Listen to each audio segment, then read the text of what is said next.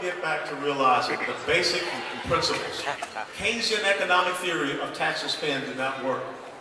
It has been always written and tested that where taxation is lightest, revenues increase. But until you get people in Washington, D.C. that are concerned about you being empowered, not their own self-interest, not their own special interests, we're heading down the road to perdition. That's right. And if we're not careful, because they're afraid of you, they're afraid of your voice, they know that you're coming after them. This summer, be on the lookout for an amnesty bill. And if an amnesty bill comes through, that means 12 to 15 million new citizens that the ACORN and the SEIU machine will get out there and register them to vote. And guess what? Are they going to be in the production class? Are they going to be in the entitlement class?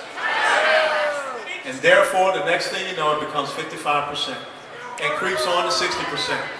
And the United States of America, as we know it, the United States of America that my grandparents and my parents left to me, will be gone. I'm asking one simple thing of you.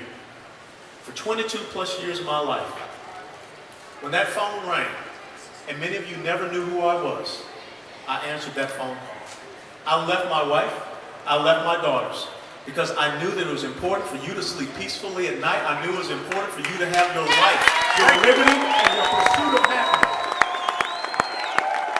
What I seek to do now is to take off the fatigues, take off the boots, put on a suit and tie, but continue to honor the oath that I took on the 31st of July, 1982, when it said I would support and defend the Constitution of the United States. There you go. I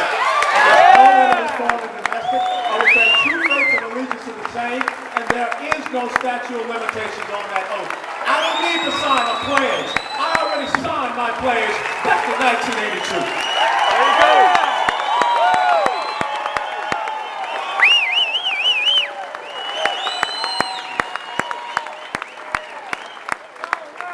This is our time. This is the defining moment. This is a decisive moment for the future and the legacy of the United States of America. That's right. And as Joyce said, I don't want to sit around one day and look at my children and grandchildren and say, I didn't have the courage to do it. I don't want to sit around and say, I didn't have the commitment to do it. I don't want to sit around and say, I didn't have the conviction. I didn't have the character. I think that now we are on the edge of the greatest moment that the United States of America will ever know. Our greatest years are ahead of us, not behind us. And I need each and every one of you to believe that message and take it back to your friends. Take it to your liberal friends. Because you know what? Sooner or later, they're going to get tired of hearing it. But they need to know we're not going to lay down. We're not going to take it anymore. We're not going to allow them to continue to nationalize our production. We're not going to allow them to continue to create and expand the entitlement and the welfare class. We stand against the nanny state. We're not going to allow them to continue to create this debt so that China owns our foreign policy. We are not going to allow them to ruin the country that our founding fathers left to us.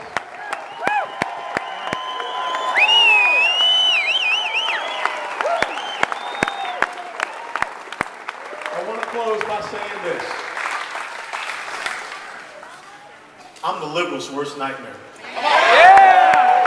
Woo! Keep doing it. Go Alan! They cannot afford to have a young man from the inner city of Atlanta, Georgia, to rise up in this country because I completely invalidate all of their social welfare policies that have been tearing up our country. That's right. So this is a fight, ladies and gentlemen. You know that they're coming after me. And I want to know, are you ready for a fight? Yeah! We got 7 months to go. Now, a lot of the liberals get upset when I say bayonets. That's because they don't know anything about American history. It's not about me wanting to get a bayonet and go out and start stabbing people. It's about the spirit. That's right. That word meant. That's right. Go back and read and understand what happened on the second day of the Battle of Gettysburg with Colonel Joshua Chamberlain. When all seemed lost, when he was holding the extreme flank of the Union Army of the Potomac, he was attacked constantly and constantly and constantly. Casualties rose, ran out of water, ran out of ammunition. The men of the 20th Maine looked at Chamberlain and said, "Sir, shall we surrender?" Chamberlain said one word. He said bayonets. Right. Yep. And on that day, they won the Battle of Little Round Top. The Battle of Gettysburg was won, which changed the course of the Civil War, which changed the course of this country. And that's why I say bayonets, because there's power in that word. Just the same as when the 101st Airborne Division was surrounded at Bastogne, and they asked them to surrender, General McCall sent one word back. He said, nuts. When you see the liberals, you go and tell them one word, nuts. We are going to take this country back.